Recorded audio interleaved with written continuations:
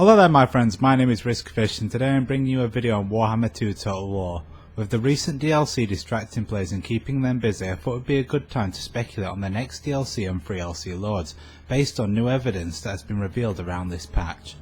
Hints from CA. Luckily CA have given us a direct hint that is both much easier to understand and available much earlier than the hint in the Shadow and the Blade, although I have to admit the whispers in the Shadow and the Blade trailer were very clever.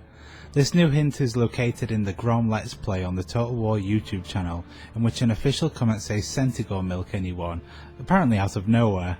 This is important for two reasons. Firstly, Centigors are part of the Beastmen race. Secondly, there is only one well-known Centigor lord for the Beastmen, who is Goros Warhoof.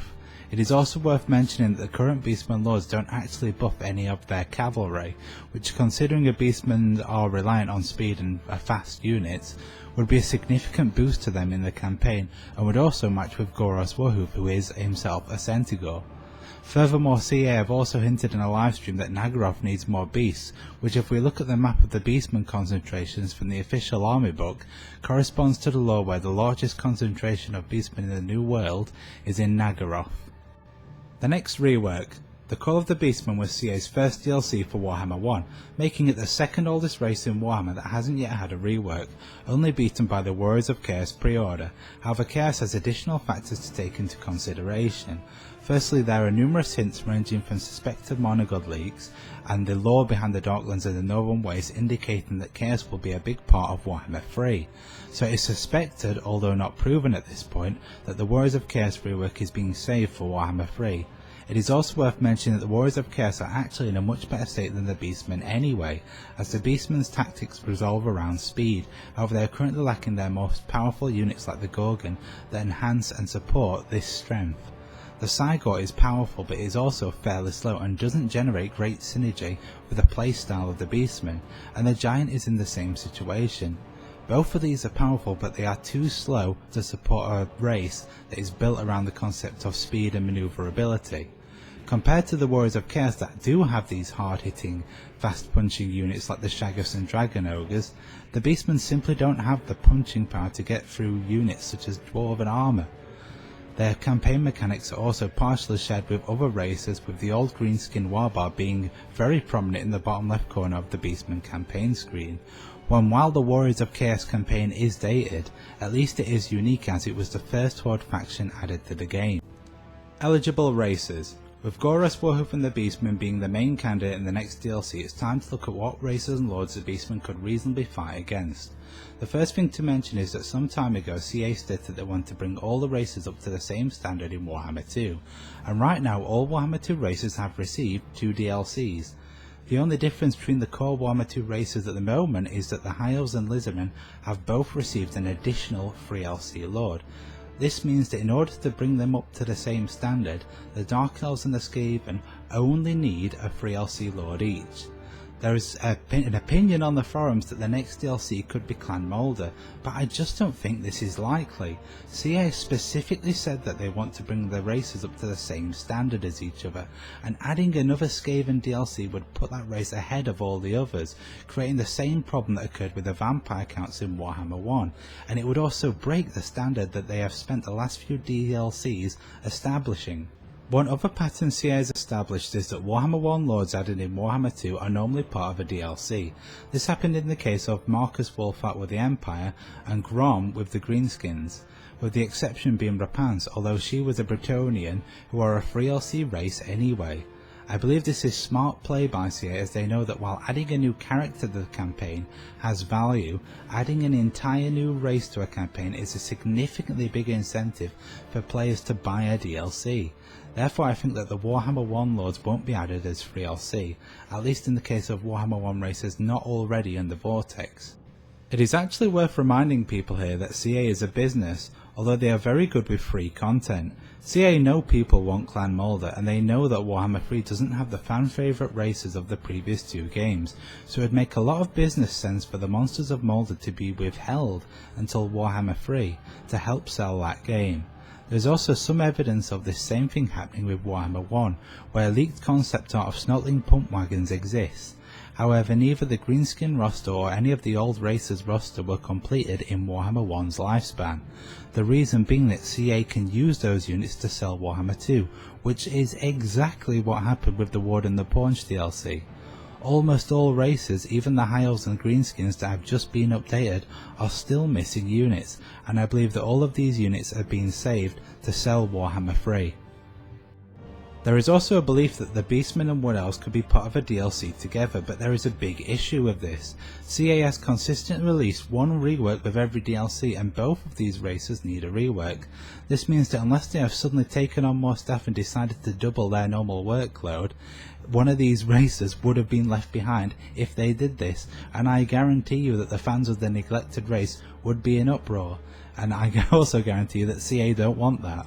Therefore, I think that the Beastmen and the Wood Elves will be in separate DLCs accompanied by their own reworks, and as it just so happens, there are also two races that have been reworked earlier in Warhammer 2. The actual race. So far we can establish a few likely things about a rival faction for the Beastmen. Point 1. The Warhammer 2 races only need a 3LC Lord for the Skaven and the Dark Elves in order to bring them all up to the same standard, which is a point that CA has mentioned previously. Point 2.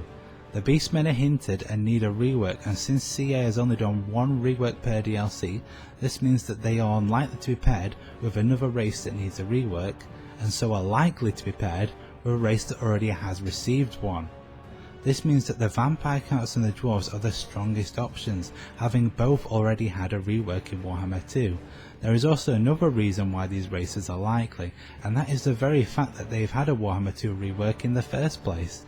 CA get value out of their content, and if they have reworked these races in Warhammer 2, why would they not use them in the main campaign of Warhammer 2? Why the Dwarves are the likely choice. I know what you're thinking, why would the Dwarves be paired with the Beastmen, and why would they start in Naggaroth, and all these questions will be answered. Firstly, the most important theme of the Dwarves has always been their grudges, and Malekith straight up started the largest war there has ever been between the High Elf and Dwarven empires before the events of Warhammer Total War. This resulted in millions of deaths on both sides, and only ended when the High King of the Dwarves, Godric Starbreaker, slew the Phoenix King Caledor II in modern day Bretonnia. Malekith, however, has never answered for his crimes, so the Dwarves sending a force to settle a grudge is therefore very lore friendly. Naggaroth is also an area that currently has no Dwarves near it. There may also have been a subtle nod to the War of the Beards already added in the game in the recent DLC, as Emmerich starts at war with a new Dwarf faction. Could this even hint that the Dwarves might even get their fabled Dragonslayer units? We can only wait and see. The Dwarves also have a lord with a thematic connection to Goros Warhoof. Goros is not only known as a raider, but he's also known for his taste in alcohol, being completely smashed most of the time, and Joseph Bugman, an 8th edition dwarf hero, is an alcoholic brewer who is hunting down raiders that attacked his brewery. This makes them the perfect rivals for each other, with Goros hunting down Bugman for his booze, and Bugman hunting Goros for his comrades and to get his booze back. What is more important here is not just the fact that Bugman isn't tied to any one location, but also the fact that Bugman was actually foreshadowed in the Warhammer 1 Dwarf intro cinematic, where he is mentioned while reading the Book of Grudges. Chapter page, etched in blood. Clan Gunnison, Caracade Peaks, Joseph Bugman. Okay, so I've given a reason why the Dwarves could start in Naggaroth and a potential rival between the Lords, but why could the Dwarves as a race be a good match for the Beastmen? And the answer is their playstyle. They are the complete opposite of each other.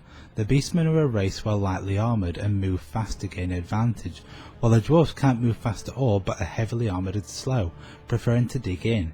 It is the very definition of what happens when an unstoppable force meets an immovable object. In terms of new units, the Dwarves could give the Beastmen a reason to need some serious punching power like the Gorgon, while the Dwarves could increase their mobility through ambusher style units like Bugman's Rangers. It is also worth talking about the future content of Warhammer 2, because the Dwarves and the Beastmen definitely do have a connection, as the Beastmen also mentioned in the Book of Grudges. But the big question is, where does this leave the rest of Warhammer 2 and its future content? And the answer is actually quite good, because the Wood Elves and the Vampire Counts Both have a very strong thematic connection to each other, life versus death, and the vampire counts have already received a rework, and the wood elves actually need one. So it would set things up perfectly. And if you look on the Vortex campaign map, the Bowmen of Orion, the Wood Elf faction in the Vortex, are already located right next to all of the Vampire Counts factions such as the Strigoi Empire and the Necroach Brotherhood, which could even be foreshadowing for this. One final point that has to be mentioned is that CA has actually stated several times that they are very interested in moving Grombrindle to a new start position, and a Dwarf DLC would be the perfect time to do it, especially since they've had their rework. One final thing that could be worth mentioning is the whispers in the Shadow and the Blade trailer. Obviously these words hinted at Grom, however there's possibly a second hint in there. If you know the lore, you'll realise that the whispers are not just CA whispering to us about Grom as a hint, but are also a representation of the Chaos Gods whispering instructions to Blacktooth, Grom's shaman, who went mad with chaotic energy. This means that this could actually be a sign that a chaos-based race is next on the horizon, such as the Beastmen. It's a bit of a stretch, but it's definitely something worth thinking about. This sadly brings us to the end of the video. Thank you very much for watching. I hope I have convinced you that the Dwarves vs the Beastmen is actually quite a likely DLC, as they are both the complete opposite each other, but are connected in the lore and also connected within the themes of their respective lords. That's all for now, thanks for watching, and I will see you next time.